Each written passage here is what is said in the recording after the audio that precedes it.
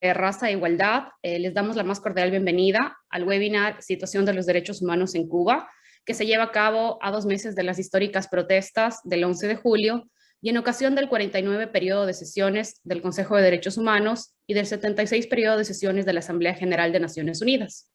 Queremos extender un agradecimiento especial a las y los panelistas que nos acompañan el día de hoy, con quienes reflexionaremos sobre la realidad de los derechos humanos en la isla en temas relacionados con la democracia, las mujeres y los afrodescendientes. Iniciaremos con las palabras de bienvenida a cargo de Carlos Quesada, director ejecutivo de Raza e Igualdad. Seguidamente contaremos con la participación de nuestra primera panelista, Laritza Diversent, quien es la directora ejecutiva de Cubalex. Después intervendrá Manuel Cuesta Morúa, miembro fundador y vicepresidente del Consejo para la Transición Democrática en Cuba y coordinador de Arco Progresista. Como tercera panelista tendremos a Heroíces González, directora de Plataforma Femenina, y finalmente contaremos con la participación de Juan Antonio Madrazo Luna, coordinador nacional del Comité Ciudadanos Integración Racial, conocido como el CIR. Antes de iniciar, queremos recordarles a las personas asistentes a este evento que pueden realizar preguntas usando la ventana del chat o a través del icono QA que está en la parte inferior de la ventana del Zoom. Para quienes nos acompañan por Facebook Live, las preguntas también pueden dejarlas en el chat que tenemos allí disponible. Vamos entonces a dar inicio al evento con las palabras de bienvenida a cargo de Carlos Quesada, director ejecutivo de Raza e Igualdad. Muchísimas gracias, Joan. Buenos días. Desde el Instituto Internacional sobre Raza, Igualdad y Derechos Humanos, quisiéramos dar la bienvenida a este evento enmarcado, como lo decía mi colega, en el 76 periodo de sesiones de la Asamblea General de las Naciones Unidas. La situación de los derechos humanos en Cuba, después de las protestas del 11 de julio. Quiero darle las gracias a nuestra amiga y colega Laritza Diversent, directora ejecutiva de Cubalex, así como los otros compañeros, Manuel Cuesta Morúa, Heroíces y mi gran amigo Juan Antonio Madrazo, con quienes hemos venido trabajando desde hace casi una década, y a nuestros invitados también que nos escuchan y que nos están viendo en este momento. La represión del régimen cubano hacia la sociedad civil y hacia la sociedad en general no pasó desapercibido el 11 de julio, tanto que la misma alta comisionada de Derechos Humanos de las Naciones Unidas tuvo que pronunciarse al respecto el 16 de julio, donde pidió la liberación de las personas detenidas e instó al gobierno de Cuba a dialogar con los manifestantes. Como respuesta, el gobierno de Cuba inició una serie de procesos judiciales rápidos donde continuó criminalizando a los ciudadanos que pedían más libertad de expresión y democracia en el país. Como lo hemos dicho, ya, los hechos del 11 de julio sacaron a Cuba de esa zona de privilegio a nivel internacional en materia de no recibir críticas y condenas internacionales por las violaciones a los derechos humanos. En una enérgica medida, el Parlamento Europeo votó por la suspensión de los acuerdos con Cuba, tras acusar a las autoridades cubanas de violar los derechos humanos de líderes de las protestas sociales del pasado 11 de julio. Esto ocurrió la semana pasada. La Eurocámara condenó a Cuba por la violencia y represión extremas contra manifestantes, defensores de derechos humanos, periodistas independientes, artistas, disidentes y líderes políticos de la oposición por parte del gobierno cubano, el cual se ha dedicado a perseguir y apresar a estas personas tras las protestas sociales. Finalmente, en la reunión de la CELAC de este pasado 19 de septiembre, el presidente de Uruguay, Luis Lacalle Piu, criticó duramente a los regímenes de Cuba, Nicaragua y Venezuela por la situación de los derechos humanos, refiriéndose a las protestas en el caso de Cuba del 11 de julio.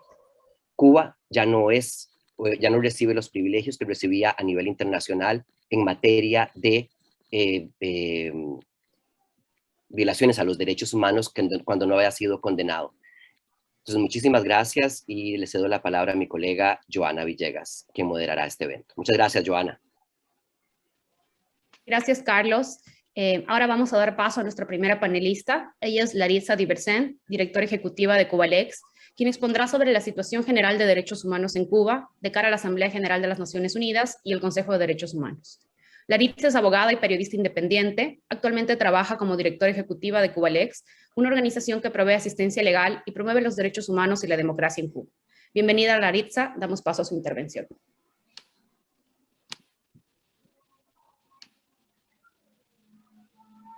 Laritza, creo que tenemos que prender el micrófono.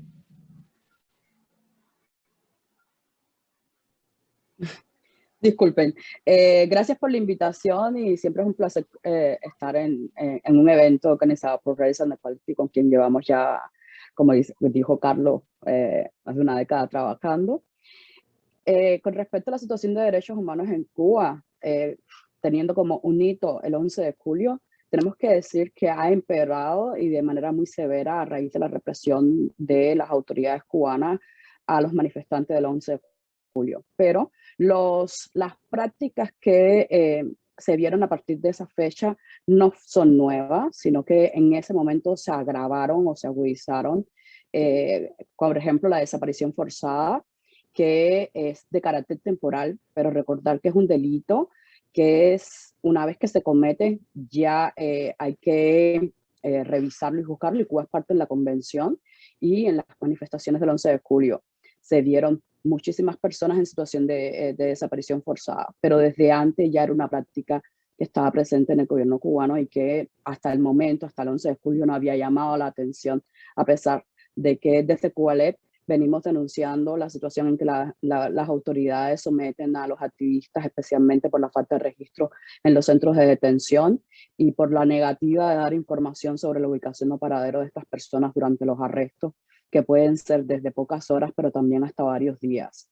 Can be of a few hours, but of many days. That's one of the practices that were 11 de julio y que vienen a representar una preocupación por parte de la sociedad civil cubana, porque durante una desaparición forzada las personas corren riesgo de sufrir tortura y malos tratos. ¿Sí? Tortura y malos tratos, y esto vendría a ser una de las preocupaciones que como dije, tenía la sociedad civil y que demostraron una vez que fueron escarceladas las primeras manifestantes después del 11 de julio, que fueron víctimas de tortura y malos tratos, por ejemplo, amenazas de abuso sexual, amedrantamiento con canes, celdas en condiciones higiénicas deplorables, que no tienen, incluso para las mujeres no requerían las condiciones de privacidad necesarias. Pero también vimos entre las técnicas o las prácticas que utilizaron las autoridades fueron selectivas, no todos los manifestantes han sido tratados de la misma manera.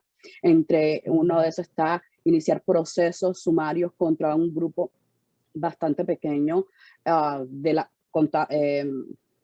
comparado con la cantidad de personas que resultaron detenidas y fueron sometidas a procesos expeditos en los que no se garantizó la asistencia letrada, en la que tampoco se le permitió a las personas, por ejemplo, proponer pruebas, en la que se hicieron juicios masivos donde muchas de las personas ni siquiera fueron detenidas en el mismo lugar, ni bajo las mismas circunstancias, y todos fueron juzgados en las mismas condiciones, sin importar la participación individual de cada uno de ellos y por tanto la responsabilidad penal.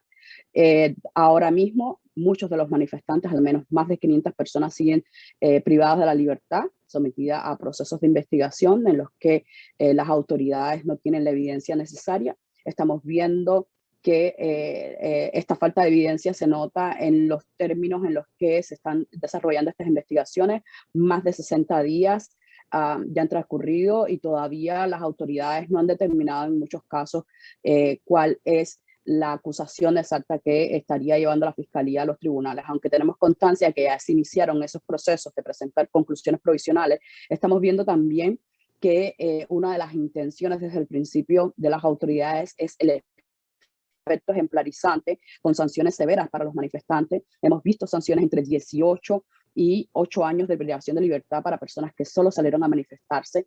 La intervención de la jurisdicción militar también en estos procesos es una de las preocupaciones por la violación de las garantías del debido proceso que esto representa. Por ejemplo, las personas que estarían siendo sometidas a la jurisdicción militar no podrán contar con o disfrutar del derecho de ser juzgados por un tribunal independiente, imparcial, porque sabemos que los militares tienen debida obediencia, cuando en realidad la jurisdicción militar no debiera intervenir en este tipo de procesos, teniendo en cuenta de que las supuestas tiendas en las que se vandalizaron durante las protestas no son propiedad, no son zonas militares. O sea, cuando uno va ahí no hay un lugar donde diga que es zona militar y que no se puede pasar.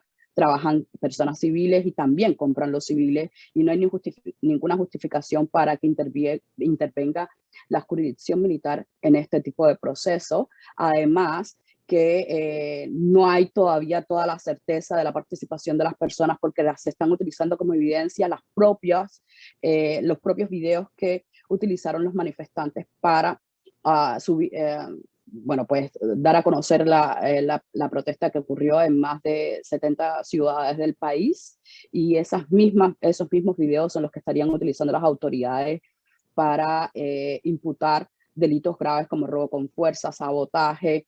Otros le están imputando propaganda enemiga o sedición, como es en el caso de La Guinera.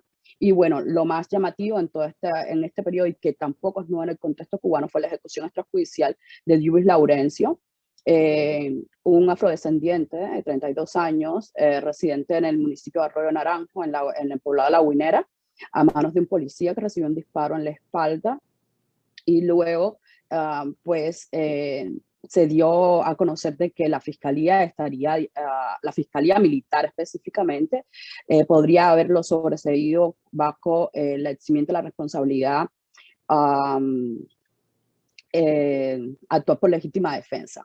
Decir que en este caso, esta no es la primera vez que el Estado cubano utiliza esta figura para eximir a los militares cuando usan de manera abusiva el uso de la fuerza, evitar que haya una investigación y garantizarles impunidad ante estos hechos como estos, que estoy hablando específicamente de ejecuciones extrajudiciales.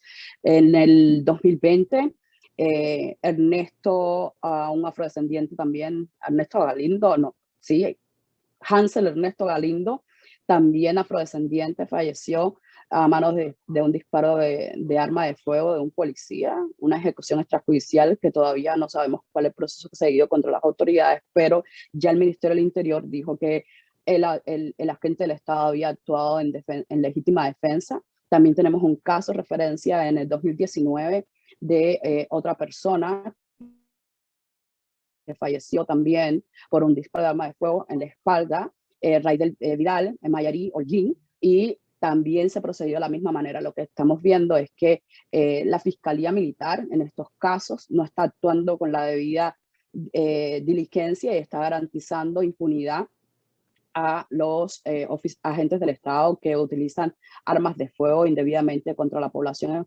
civil, especialmente desarmada.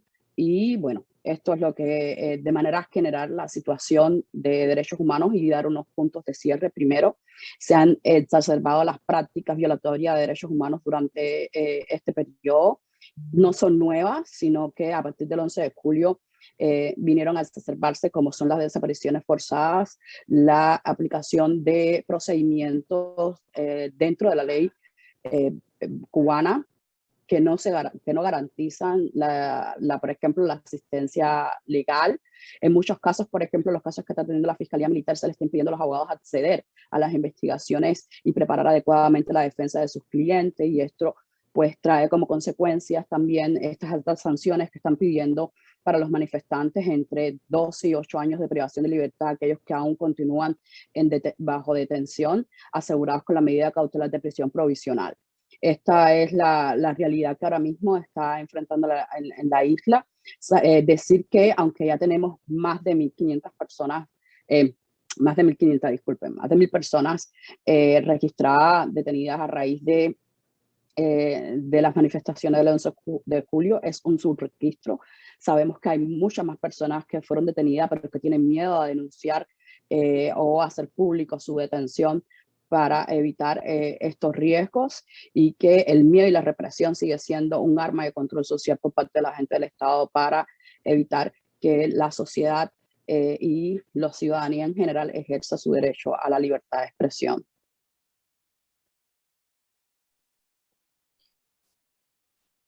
Gracias, Laritza. Es importante destacar, como usted lo menciona, que las violaciones de derechos humanos, incluidas las detenciones arbitrarias, las desapariciones forzadas, las afectaciones a la integridad personal, la criminalización y violaciones a las garantías judiciales, han sido una constante a lo largo de los años en Cuba, que ciertamente se recrudeció esta realidad durante las protestas que iniciaron el 11 de julio y que, como Cubalex menciona, existen más de 1000 personas en el registro que esta organización ha levantado, pero es un subregistro porque el miedo y el temor a las represalias sigue siendo una constante en la isla. Ahora vamos a continuar con el segundo panelista, Manuel Cuesta Murúa, que es miembro fundador y vicepresidente del Consejo para la Transición Democrática en Cuba y coordinador de Arco Progresista. Manuel hablará sobre la transición democrática en la isla, incluyendo un análisis de las causas y consecuencias de las protestas que iniciaron en julio del 2021.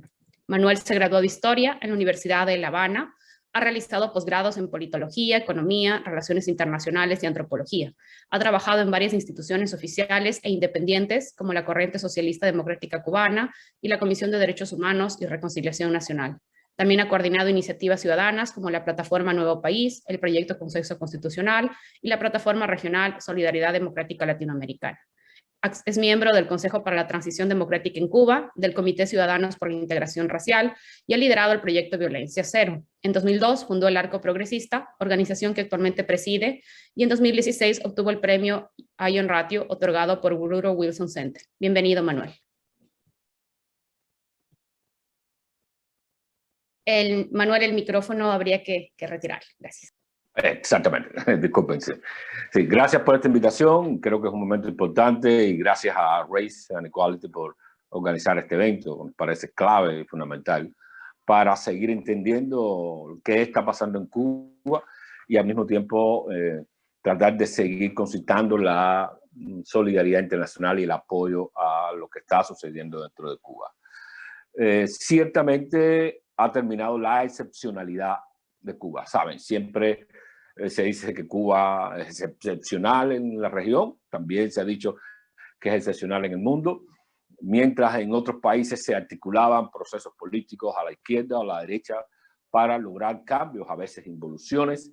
Cuba se mantenía estática, parecía un estado único, un estado congelado, un país que ahora, por más de 62 años, dentro de un rato, por más de 63 años, era visto justamente como, por un lado, el ejemplo del paraíso y del mito de la revolución socialista y de la inclusión social. Por otro lado, justamente lo contrario, el mito del infierno, el mito del país que no evolucionaba y donde todos los derechos han sido y han venido siendo conculcados. Definitivamente esa excepcionalidad terminó. Todavía no termina en la narrativa, en el relato sobre Cuba. Eso es un proceso más lento, pero en la realidad esa excepcionalidad terminó el 11 de julio. Yo le diría las jornadas de julio, no solo el 11 de julio. Porque a lo largo del mes de julio, como antecedente, en algunas regiones del país se venían dando conatos y manifestaciones muy locales y muy específicas, pero que indicaban el malestar profundo de la sociedad y sobre todo la ruptura de la sociedad con el gobierno cubano. El 11 de julio, el 12 de julio también, pues esta realidad se expuso para el mundo y para nosotros mismos los cubanos. Muchos nos vimos sorprendidos también por la magnitud de estas manifestaciones, lo cual indica algo importante para el proceso de transición, que mientras la sociedad va autodemocratizándose con todos los obstáculos, las dificultades, el campo sinuoso en el que tiene que moverse la sociedad cubana, a pesar de todo eso, esa sociedad se ha ido autodemocratizando a lo largo de muchos años. Y esto se reflejó con claridad en esta jornada de julio. ¿Y de qué modo fue claro? Primero fue, si vamos a hablar de excepcionalidad, fue excepcionalmente una protesta a lo largo y ancho del país. Quizás protestas más intensas con consecuencias democráticas mucho más importantes en distintos países no hayan tenido la magnitud de abarcar a todo el territorio nacional como si fue en el caso cubano, de Pinar del Río a Guantánamo. Y esto es importante porque indica una ruptura nacional con el status quo en Cuba y con el Estado cubano. Segundo, fue una manifestación transversal. Transversal en el sentido de que sectores distintos, desde el punto de vista racial, desde el punto de vista de estatus, desde el punto de vista del conocimiento, incluso desde el punto de vista de la geografía urbana, participaron en estas manifestaciones. De modo que la ruptura es entre un modelo autocrático que ha querido darse continuidad a partir de un régimen ilegítimo y una sociedad que está demandando cambios profundos en todos los órdenes, en todos los campos, en todos los ámbitos importantes de la sociedad. Tercero, estas manifestaciones reflejaron la naturaleza cívica de las demandas políticas. Y esto es muy importante porque el gobierno ha querido vandalizar o criminalizar una protesta que en sí misma rebasó el campo de las demandas materiales elementales, ese campo de demandas básicas de cualquier sociedad, para entrar, y esto es una ruptura profunda, algún amigo le llama una ruptura psicosocial con el modelo político, para entrar en las demandas que tienen que ver con la libertad, que tienen que ver con los derechos humanos y que tienen que ver también con el modelo político. Y esto es fundamental porque se pidió elecciones libres, se exigió y demandó la renuncia de un presidente no electo y por lo tanto que la gente no reconoce y que no le representa. En cuarto lugar, y creo que hay muchos más puntos de análisis, pero quiero sentarme en estos cuatro. En cuarto lugar, esta fue una protesta pacífica, contrario y distinto a lo que muchos pensábamos, dado la acumulación de malestares a lo largo de 62 años y la ausencia de una pedagogía cívica extendida en la nación cubana. Esta fue la manifestación más pacífica que han ocurrido en los últimos años en toda la región latinoamericana y del Caribe.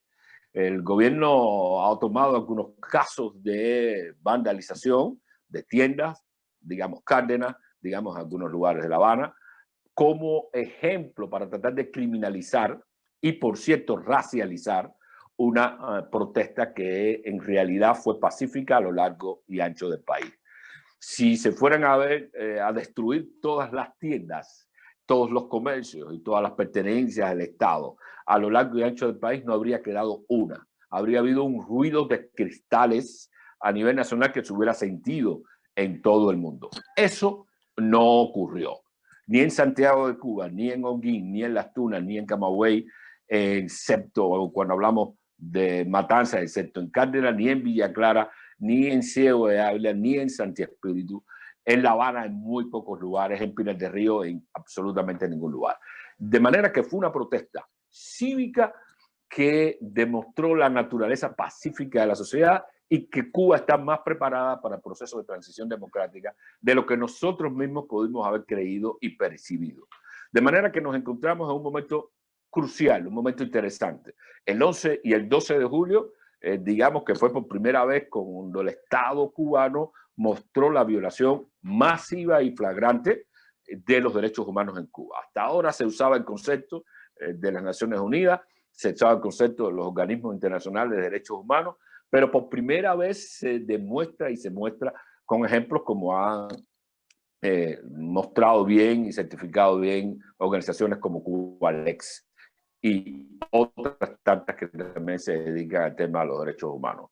En ese sentido, la flagrancia y la masividad de la violación de derechos humanos es el índice a contrario de cuán preparada está la sociedad cubana para un debate político y un debate de democratización. Ahora mismo, la sociedad cubana es una sociedad democrática, pluralista. Cuando uno va a los barrios, a las comunidades, uno ve incluso la convivencia pacífica entre actores que se ven a sí mismos como revolucionarios y ciudadanos comunes y al mismo tiempo activistas de derechos humanos. Hay una convivencia pacífica que solo es disparada cuando el Estado trata de convocar desde arriba a lo que hizo precisamente el presidente no electo de Cuba, que fue convocar a una guerra civil que afortunadamente no desembocó en hechos más sangrientos, excepto el caso de Dewey, que fue una pérdida fatal, y otros casos que también no han querido ser denunciados por los propios las propias víctimas, pero que de hecho demuestran la violencia generada del Estado a partir de las 4 de la tarde del 11 de julio. Pero en todo caso, esta masividad demuestra la preparación que ya tiene la sociedad cubana para enrumbar un proceso de democratización ahora del Estado. Estamos entonces ante una realidad de una sociedad cubana democrática, diversa, pluralista, que se autorreconoce a sí misma, no importa la ideología, no importa la convicción filosófica, no importa la visión religiosa, y un Estado autocrático que se afirma, como en el caso de Venezuela, contra esa propia sociedad. En una nueva modalidad de autocracias en la región y también en el mundo, en el cual las sociedades van por rieles y caminos distintos a los estados. Caso Venezuela, caso Nicaragua, caso de Cuba. Los 3 ejemplos básicos y fundamentales en esta región.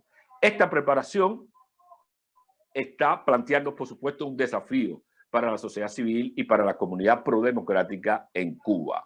Y de lo que se trata ahora es de conectar internamente a esas mayorías que se expresaron el 11 de julio en una propuesta clara, específica y muy concreta que absorba las demandas básicas que ha venido acumulando y pidiendo la sociedad cubana a lo largo de muchos años, digamos de los últimos 30 años, para ser más claro, y las propuestas políticas que tiene también la sociedad civil, la comunidad prodemocrática en Cuba, y que expresó con mucha claridad la sociedad cubana, que es otro punto clave que garantiza la posibilidad de un proceso de transición hacia el futuro. El hecho de que las demandas de la sociedad también son demandas políticas. Y es en esa dirección en la que está trabajando el Consejo para la Transición Democrática en Cuba, con más de 36 organizaciones. Ya tenemos un plan de acción en borrador que pronto presentaremos a la comunidad internacional y, por supuesto, y fundamentalmente a la sociedad cubana, y que trata de enlazar y encauzar, además de otras alternativas, no es la única en Cuba, afortunadamente, estas demandas hacia una transición democrática del Estado, porque ya la transición democrática de la sociedad está encaminada. Necesita ser cuajada, tener más visibilidad, pero ya es un proceso cierto y hacia el futuro. Muchas gracias.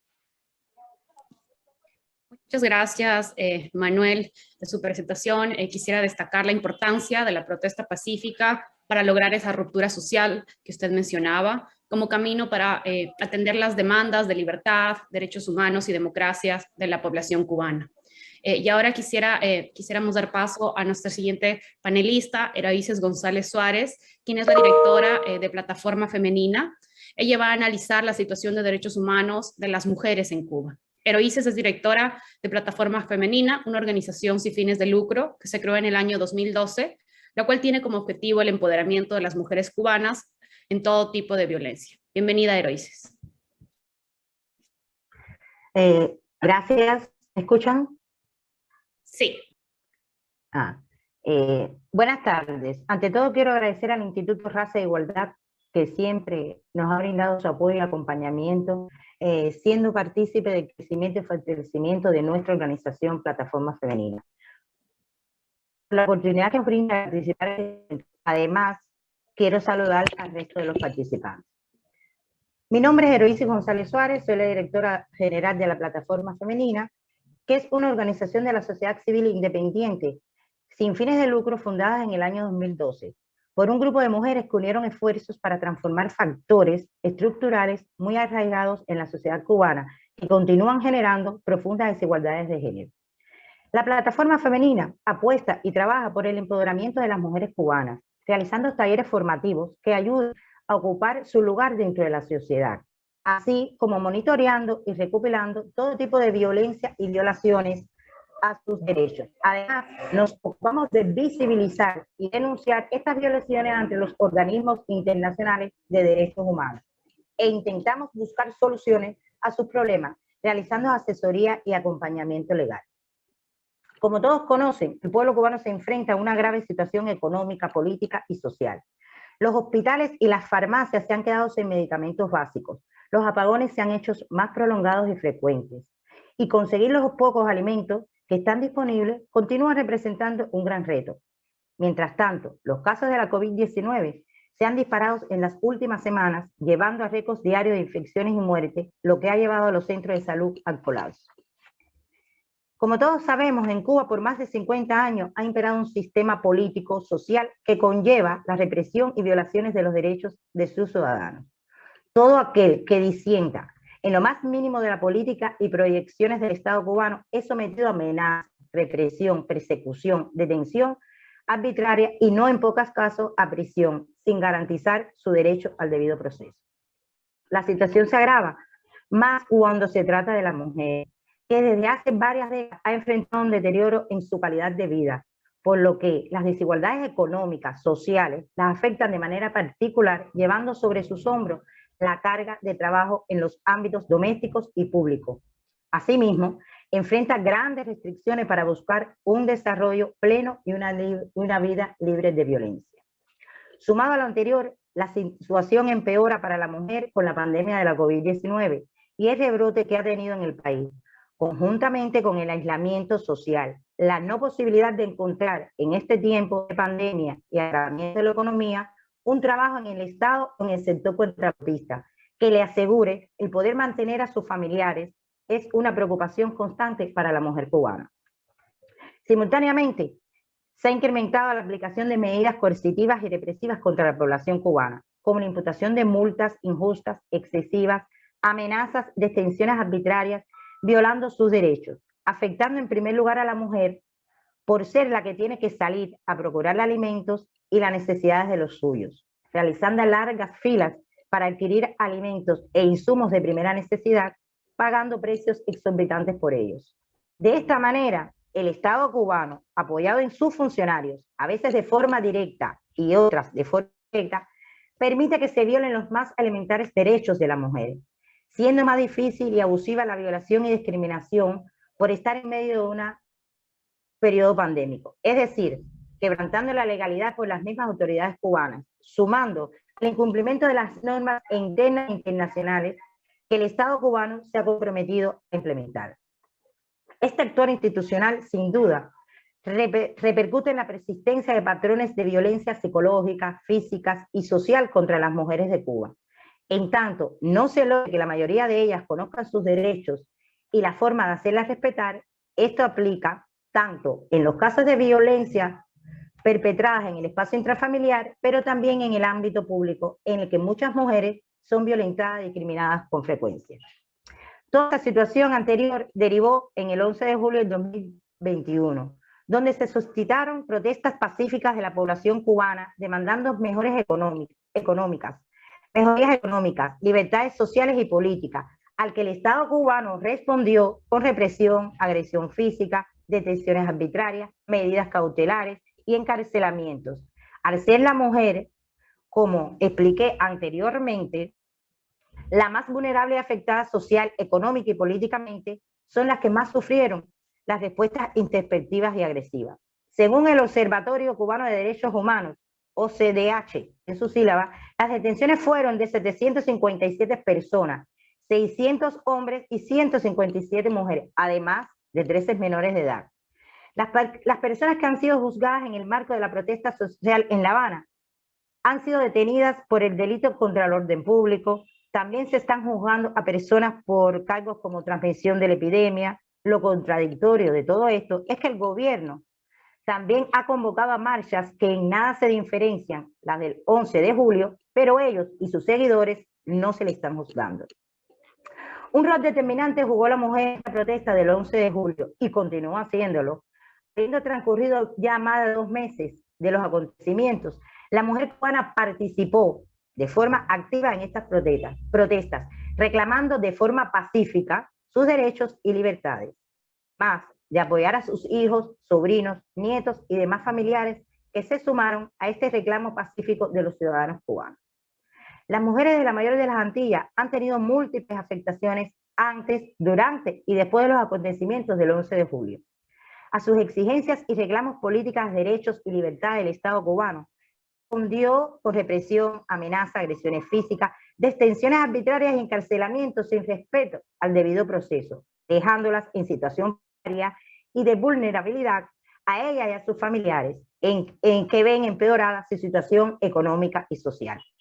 No obstante, continúan exigiendo tener noticias de sus familiares que están en paraderos desconocidos y el respeto de las garantías procesales de otros que están siendo juzgados injustamente. El Estado cubano debe respetar el derecho a la protesta pacífica y abstenerse de la violencia y la represión. La Constitución de Cuba garantiza el derecho al debido proceso en los procedimientos judiciales.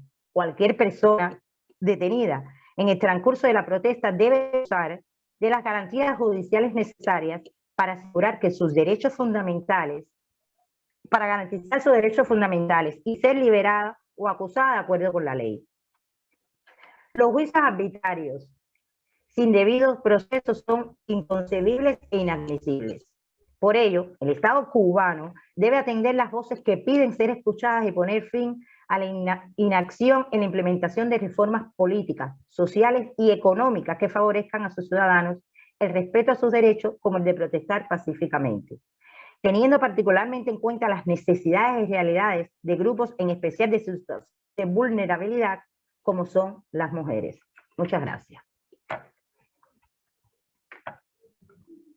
Gracias, Eloíses, por permitirnos reflexionar sobre la situación particular de derechos humanos que enfrentan las mujeres en Cuba, incluidas las violaciones a sus derechos a la vida, a una vida libre de violencia, a la integridad personal, a la libertad, al acceso a derechos económicos, sociales y culturales. Todo esto recrudecido en el marco de la pandemia y de las protestas, como bien lo explicó. Ahora vamos a dar paso a la última ponencia del día de hoy, que estará a cargo de Juan Antonio Madrazo Luna, coordinador nacional del Comité Ciudadanos por Integración Racial, quien expondrá sobre la situación de derechos humanos de los afrodescendientes en la isla y la participación de ellos y ellas en las protestas del 11 de julio. Juan Antonio es licenciado en Estudios Socioculturales, activista de derechos humanos y coordinador nacional del Comité Ciudadanos Integración Racial. Forma parte de otras iniciativas de la sociedad civil cubana, como la Secretaría de la Diversidad del Consejo para la Transición Democrática en Cuba. Bienvenido, Juan Antonio. Sí, hola, buenas tardes. Bueno, primeramente agradecer al Instituto de Raza, Género e Igualdad la invitación a esta webinar con lo cual tenemos una relación horizontal y un matrimonio también institucional, ¿por qué no decirlo? También un saludo también para mis colegas que están presentes. Y yo voy a referirme un poco al 11 de julio, más bien pensando el 11 de julio en clave afrodescendiente. Es decir, las protestas sociales en Cuba del 11 de julio responden a un proceso de largo aliento y a un escenario de crisis acumulada en la cual se hace visible la crisis de confianza institucional hacia el Estado y sus instituciones. Esa es la crisis de confianza política hacia el Estado y sus instituciones. También se asciende también la crisis de los ingresos, que se conecta con una reconfiguración de la pobreza y las desigualdades que afecta con mayor medida a la población afrodescendiente, la crisis de los cuidados, la crisis sanitaria y la crisis de inseguridad alimentaria, así como la crisis económica y la crisis de horizonte, que también afecta en mayor medida a los jóvenes. Alrededor de 60 localidades de la isla fueron sacudidas por el eco de la protesta que se registraron entre el 11 y el 12 de julio. La protesta desarrollada, que más bien parafraseando un poco a Manuel Cuesta Morúa, la jornada de julio dieron continuidad a otras protestas que ya habían servido de antesala para la construcción de un escenario un escenario de protesta social que había sido advertido políticamente, para lo cual el Estado fue indiferente a las señales que registraba la sociedad.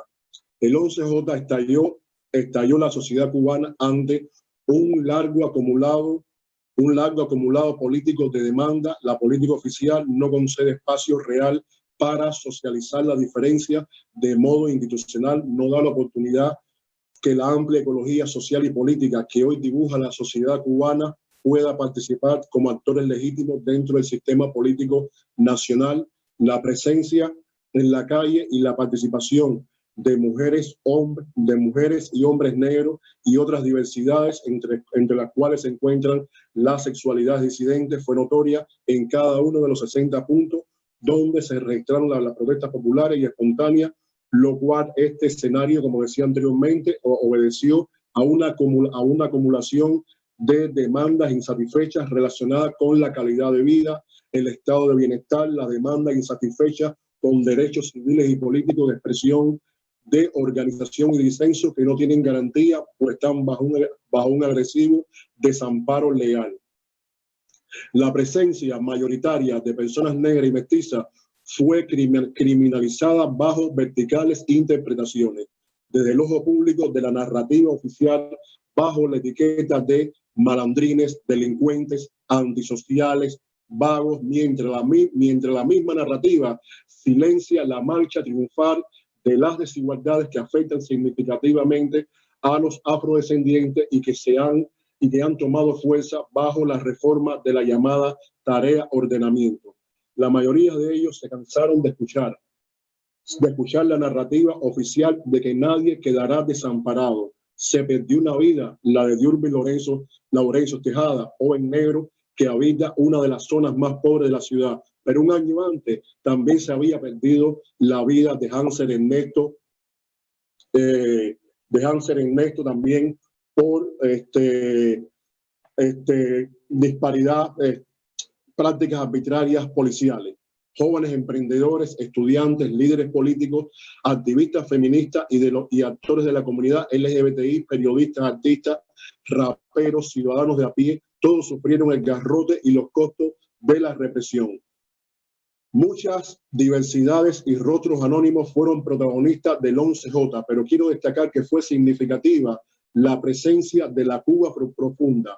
La Cuba profunda, donde en su mayoría son afrodescendientes que también salieron a amplificar sus demandas. En todo este proceso y a más de 2 meses de los hechos registrados, no ha habido un proceso de transparencia de la información en la cual se ofrezcan cifras exactas de personas detenidas y enjuiciadas a la espera de un proceso penal, ciudades o provincias implicadas, lo cual esto responde a la crisis de confianza que se dibuja en los espacios políticos e institucionales. En este momento, muchos protagonistas de esa diversidad de actores se encuentran privados de libertad a la espera de un proceso judicial riguroso, entre los cuales se encuentran activistas y artistas y activistas comunitarios, como es el caso de Luis Manuel Otero Alcántara, líder del movimiento San Isidro, Michael Oxopo, los raperos Randy Artiaga Rivera, Lázaro Leonardo Pupito, mujeres activistas feministas como María Cristina Garrido Rodríguez, Angélica Garrido Rodríguez, Lisandra Góngora, Taimalén Franco, que anteriormente en la protesta del 30 de julio ya había sido también privada de su libertad. Emprendedores como Samuel Pupo Martínez, que fue uno de los líderes de la protesta en la ciudad de Cárdenas, al cual le están pidiendo 18 años de privación de libertad. Líderes políticos, como es el caso también de José Daniel Ferrer y Félix Navarro, quienes se encontraban en libertad extrapenal. Todos están acusados de resistencia, atentados, desacato, instigación a delinquir. El Estado tiene compromiso ante organismos internacionales, pero existen muchísimas pruebas de la violencia policial que se practica contra la ciudadanía, contra las voces diversas que se resisten a ser ensambladas bajo los códigos y la disciplina de la narrativa del Estado. Hoy las medidas de protección social son insuficientes. El programa de gobierno contra el racismo y la discriminación racial continúa siendo una asignatura pendiente en la esfera pública, pues aún no se traduce su contenido al alcance de la propia ciudadanía. Peligroso resulta aún más identificar cada protesta ciudadana que se registra en Cuba como parte de una guerra convencional dirigida desde Estados Unidos, pues esta posición conservadora y represiva lo que facilita es una respuesta represiva y militar por parte de los agentes del Estado, del cual la máxima autoridad partidista no se arrepiente. La indiferencia es tal que hasta hoy, hasta este momento, no se ha registrado públicamente un análisis autocrítico desde el propio Partido Comunista, que según recoge la Constitución de la República, es la fuerza dirigente y superior de la sociedad, ni una respuesta de su responsabilidad frente a la crisis y a la violencia política. La lista de acusados continúa creciendo. Hace par de horas, en comunicación con Ania Zamora, la esposa de Félix Navarro y hija y madre de Sailín Navarro, nos comunicaba también la intención de que hay por parte de las autoridades de condenar también, en estos momentos están en la calle, pero sobre Sailín Navarro, una joven activista, también pesa también una condena de 6 años de privación de libertad. Aún también continúa la estrategia de persecución judicial quirúrgica y esto me refiero a lo que está pasando con las activistas del movimiento 27 de noviembre, en este caso las mujeres. Los medios oficiales desconocen las manifestaciones. El CER, en su recomendación al Estado cubano, ha mostrado preocupación sobre casos de maltrato policial hacia personas negras y mestizas y frente a activistas antirracistas, en lo cual dichas prácticas arbitrarias continúan. Hay un amordazamiento dentro de la isla a una parte significativa de la esfera pública afrodescendiente que en los últimos años ha estado creciendo. Mientras tanto, cubanos y cubanas estamos convencidos de que hay que continuar metiendo el cuerpo, que la esperanza no llega sola, pero hay que continuar amplificando el derecho de todos, que el futuro y el cambio de ecuación está en manos de los cubanos y las cubanas. Hay mucha responsabilidad del Estado frente a toda la crisis y violencia y violaciones de los derechos.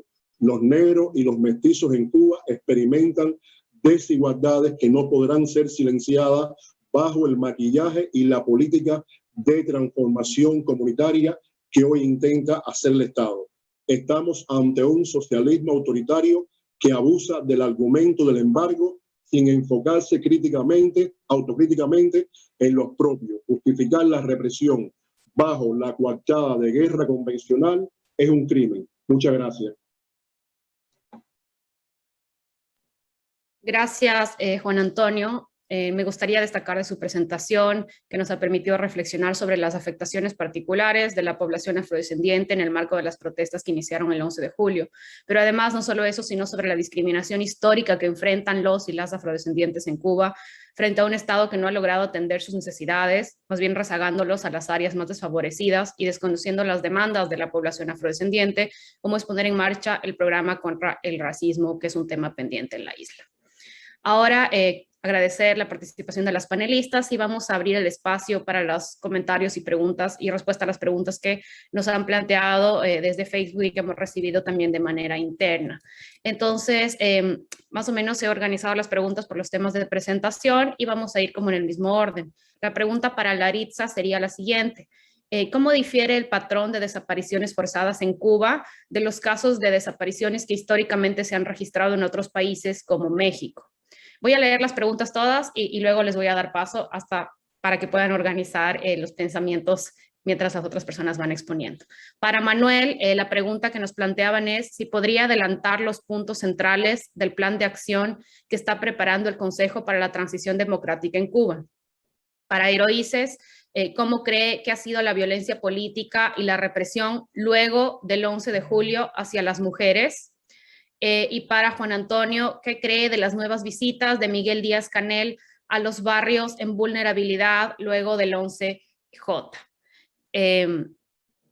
Entonces, empezaríamos con Laritza y si, por favor, le doy paso.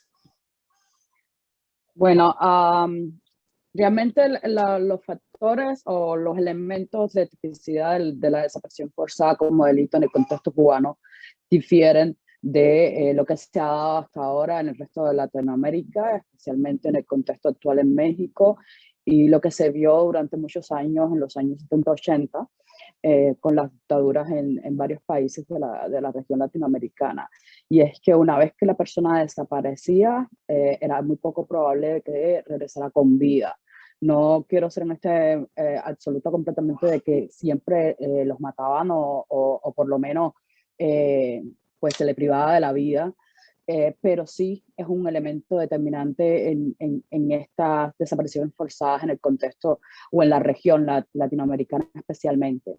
En Cuba, la desaparición forzada tiene como elemento principal que los agentes del Estado reconocen la detención, tal vez diferente a como sucede en las otras regiones, pero niegan dónde está la víctima, la ubicación, el centro de detención donde la han privado de la libertad esto constituye una tipicidad del delito de desaparición forzada según la Convención Internacional para la Desaparición Forzada, de la cual Cuba es parte, y por supuesto tiene obligaciones de cumplir. En nuestra opinión es una preocupación porque la desaparición forzada, si bien protege el derecho a la vida, también protege contra la tortura, los malos tratos, tratos crueles, inhumanos y degradantes, que es parte del derecho a la libertad y la seguridad personal, y también es una forma de prevenir también que se atente contra la vida. Entonces, denunciarla desde este primer momento es importantísimo, que aunque sabemos que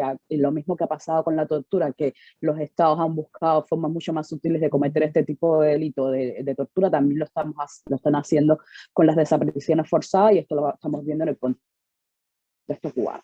Para las organizaciones de la sociedad civil que estamos preocupadas con este tipo de fenómenos y de práctica, es importante decir que la prevención, evitar que las personas sean sometidas a tortura, es mucho más importante porque también es un delito de carácter internacional. Cuba también es parte de la Convención contra la Tortura y debería proteger a las personas contra este flagelo y también contra las desapariciones forzadas.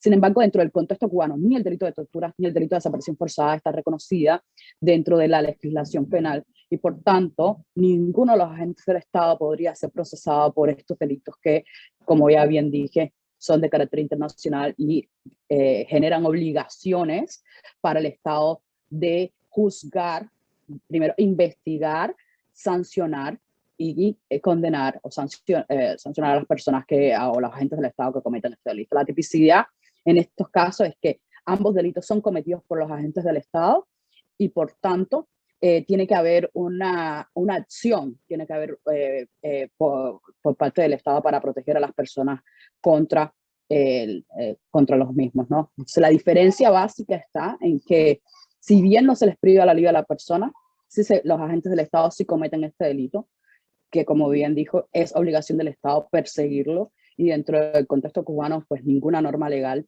aunque está reconocido en la Constitución de 2019 que las personas no tienen derecho a no ser sometidas a actos de tortura ni tampoco a desaparición forzada, en la práctica sucede y no hay ninguna protección concreta para evitar esto, y especialmente no hay ningún método o ningún procedimiento para que los agentes del Estado, especialmente las instituciones militares, respondan por la comisión de este delito. En el caso de la desaparición forzada, que es un delito de carácter continuado, y una vez que se niegue la ubicación de la persona, ya se tipificó el delito, ya se cometió, y ya a partir de ahí tiene que haber una investigación y procesamiento de las personas o de los agentes del Estado que nieguen a la familia información sobre esto. Esto viene también acompañado del proceso de incomunicación, y como reitero, es la prevención lo importante. El Estado, bajo ningún concepto, bajo ninguna justificación, debe someter a las personas, ni siquiera por unas horas, ni siquiera por varios días,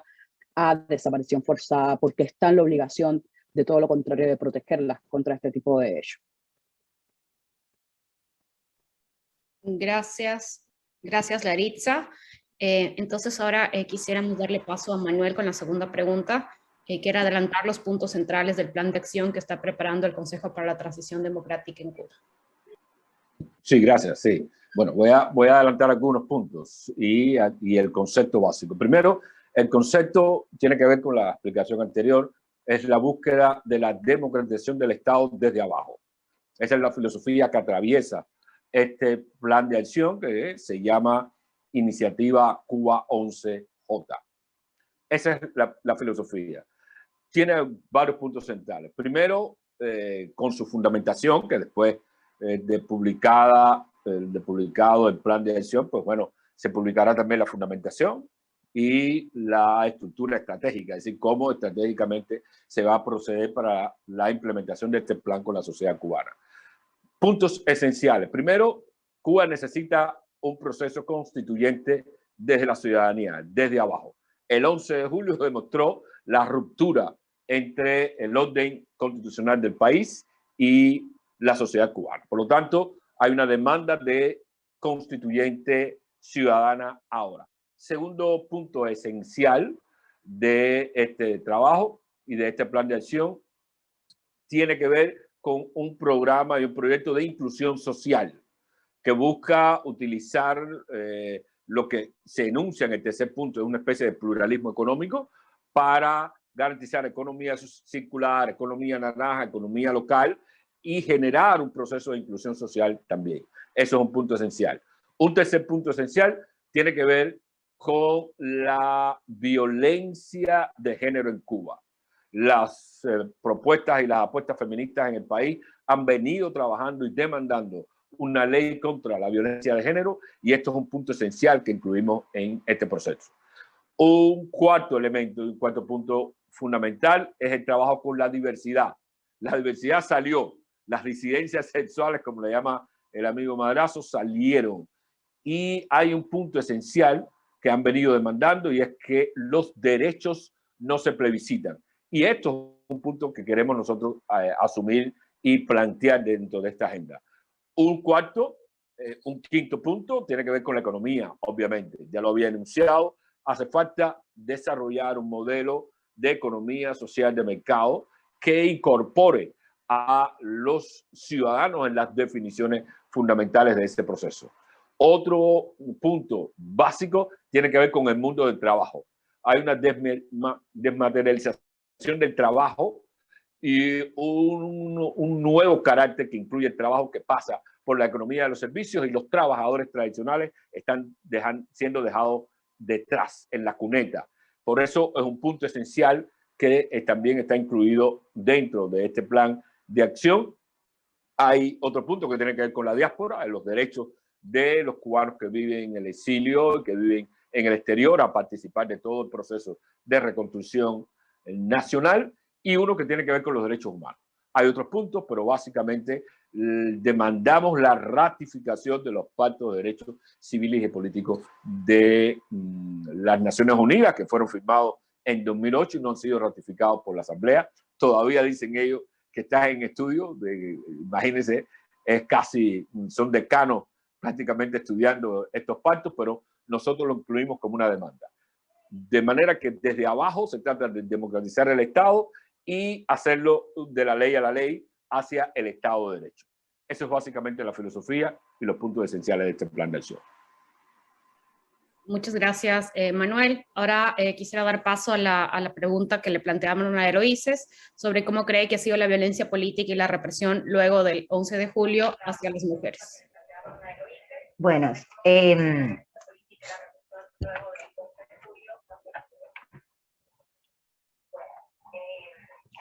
la represión política ha sido manipulada. Los ciudadanos que protestaron pacíficamente nunca debieron ser juzgados por ello. Lo otro, las mujeres han sido y continúan siendo víctimas. Muchas están detenidas sin causa alguna. No han podido ver a sus hijos durante todo este tiempo de detención. La mayoría de las mujeres que están detenidas por la participación en sus actividades del 11 de julio son madres de niños menores de edad, las cuales han tenido que dejar solas con algún familiar. El Estado pasa posteriormente a enjuiciar y a reprimir a ciudadanos, sociedad civil que tan siquiera no estuvieron en la protesta, simplemente salieron a observar lo que está sucediendo y fueron detenidos. El Estado es un verdadero, en su verdadero rostro es de represor y violador de los derechos humanos. La represión no lo justifica nada y creo que el Estado cubano ha demostrado a partir del 11 de julio que solo puede lograr un control a los ciudadanos de este país con represión. Muchos también, mujeres, activistas de derechos humanos que participaron o que no participaron de una forma directa en esta situación del día 11 de julio, se encuentran en sus casas que no se les permite salir, no se les permite realizar ningún tipo de actividades. Es una constante amenaza, es una constante represión que se ejerce sobre el ciudadano cubano y específicamente a las mujeres. Esto trae consigo que la violencia siga incrementándose al estar en este marco donde la mujer no puede en un momento determinado salir a resolver las situaciones que tiene en su casa. Esto agrava más la situación de violencia. Y la represión de la policía, que no respeta a veces a las mujeres ni de una forma institucional, ni una forma, de forma específica, son groseros, son falta de respeto, y todo esto hizo y hará que la población cubana siga protestando, siga reclamando su derecho y sigamos luchando para lograr nuestros objetivos. Gracias, Eloíses. Finalmente, daríamos paso a la última pregunta que recibimos, que la responderá Juan Antonio, sobre qué cree de las nuevas visitas del presidente Miguel Díaz-Canel a los barrios vulnerables luego del 11 de julio. Bueno, la visita no solamente de Díaz-Canel, sino también de su equipo de gobierno, responde a una operación de maquillaje político, porque generalmente el Estado acaba de aterrizar, es decir, a partir del 11 de julio acaba de aterrizar de que generalmente desde hace mucho tiempo ha perdido las bases sociales en esa Cuba profunda, y a la vez esa Cuba profunda es habitada en su gran mayoría por afrodescendientes. Lo otro es que esto también responde a una emergencia en cuanto a la indiferencia que durante más de 60 años ha estado de espalda a esta realidad el Estado, que lo hemos podido comprobar en los diversos testimonios de las personas que habitan esas comunidades, de lo que ha salido públicamente a través de los medios de comunicación, donde mucha gente, incluso durante 50, 60 años, no han tenido una verdadera calidad de vida y bienestar en esas comunidades. Pero también responde esta operación emergente de maquillaje a una tecnología de poder que siempre ha practicado el nacionalismo cubano, que es el llamado el miedo al negro, el miedo a lo negro. Y yo pienso que digamos, mientras no haya políticas públicas diferenciadas, mientras no haya instrumentos de protección social que trabajen sobre las poblaciones vulnerables, entre las cuales se encuentran las poblaciones afrodescendientes, mientras no se crucen más allá de las políticas universales que tienen que ver con salud y educación, y mientras no haya un debate público sobre el tema de la racialidad en los medios de comunicación, mientras el programa nacional de gobierno contra el racismo y la discriminación no sea debatido públicamente y esté al alcance de la ciudadanía, no generalmente las transformaciones en las comunidades, en los barrios y en el escenario de esa Cuba profunda no va a movilizar muchísimo la gestión. Es decir, la gestión tiene que ser movilizada desde el empoderamiento, desde la autonomía. Es como único pudieran cambiar esas comunidades. Gracias, Juan Antonio. Con esto cerraríamos la ronda de preguntas y hemos llegado ya a la etapa final del evento. Queremos agradecerles a los panelistas y a las panelistas que nos acompañaron el día de hoy, también a las personas que pudieron conectarse, porque ha sido un espacio importante para reflexionar sobre estas demandas insatisfechas en materia de derechos civiles, políticos, económicos, sociales y culturales en Cuba, y sobre la situación de derechos humanos en la isla, que se ha plasmado en violaciones que incluyen detenciones arbitrarias, desapariciones forzadas, violaciones a la integridad personal, tales como tortura, violaciones a las garantías judiciales, criminalización a los defensores y defensores de derechos humanos.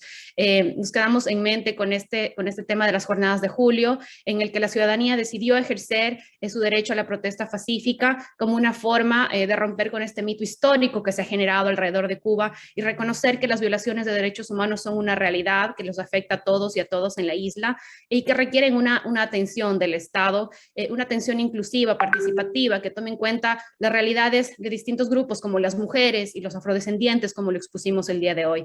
Desde Raza e Igualdad aprovechamos esta oportunidad para hacer un llamado al Estado cubano a cumplir con sus obligaciones internacionales en materia de derechos humanos, incluido el respeto y la protección de estos derechos que van desde la adecuación normativa, por ejemplo, incorporando esta ley contra la violencia violencia contra la mujer que nos hablaba Heroíces, la adopción de políticas públicas inclusivas y de programas inclusivos, como el programa contra el racismo que nos hablaba Juan Antonio, pero además de esas políticas de prevención que son necesarias para que los patrones y prácticas violatorias de derechos humanos se sigan reproduciendo, como lo mencionó Laritza en su presentación. Con esto daríamos por culminado el webinar La situación de los derechos humanos en Cuba. Nuevamente agradecemos la participación de nuestros y nuestras panelistas y gracias a todos los asistentes. Nos estaremos viendo en una próxima ocasión. A los panelistas les quisiera pedir que nos encendamos las cámaras y si podemos ver porque la persona de comunicación quiere tomar una foto. Por favor. Y nos avisa cuando esté, no sé si Caleb, ¿tú lo vas a tomar? Sí, hecho. Muchas gracias a todos y todas. Gracias. Un abrazo a todos en Cuba. Cuídense. Abrazo, Laritza. Muchas gracias. Abrazos, bye. Gracias. Chao, excelente el evento.